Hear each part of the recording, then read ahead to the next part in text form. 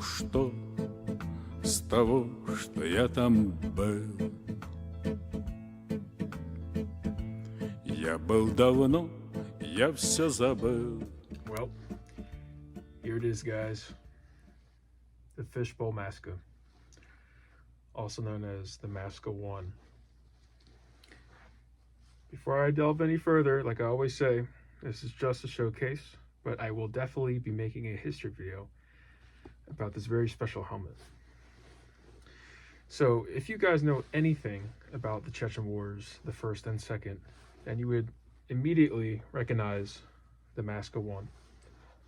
This helmet is the poster child for Russian Special Forces during the First and Second Chechen War. This is my personal holy grail helmet of the First and Second Chechen War. There are so many reference photos of Special Forces using this specific Fishbowl Maska. I have hundreds of reference photos and videos of soldiers and the Special Forces using these helmets.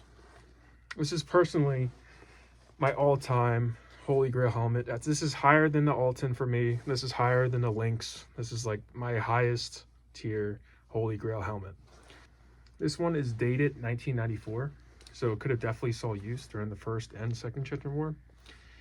I don't think the visor is original to this helmet specifically, because the helmet is painted in a darker green, while this is painted, the visor is painted in a lighter green. Both greens are original to Maska helmets. It's just sometimes they come in like a lighter or darker green. The visor glass appears to be in excellent shape with no cracks, only a couple scratches and smudges. The lining on the inside appears to be in excellent shape, still retaining its original chin strap. The only thing that's missing is the exterior brim lining. There would be a brim lining that would go all throughout the brim of the helmet. It would be like this black lining, but this one does not have it. I'm guessing it was repaired, or the liner was taken out during service, so they had to do something with the helmet, and they just never put on another brim, which is fine. I mean, it doesn't affect the wearability of the helmet whatsoever. It's more of this is like a aesthetic thing than anything. But yeah, otherwise this is an excellent helmet. Now, if you might have noticed, I actually put a original cover on the Maska. This is a Bariska cover. I'm not sure I'm pronouncing that correctly, but they would actually put covers on Maska helmets. This cover isn't made specifically for a Maska, but they would put camo covering on Maska helmets. I have a couple reference photos of them putting camo covers on their Maska, not on the visor, just on the helmet itself. I would assume that, you know, this is possible, like an operator actually used the Bariska camo on their helmet, as this camo has been around for a very long time.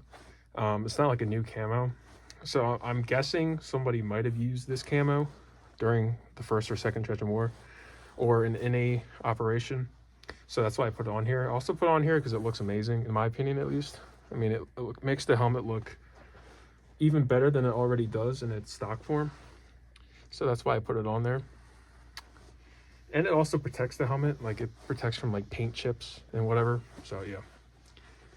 Overall, this is a holy grail helmet for me. I am so incredibly glad I bought one.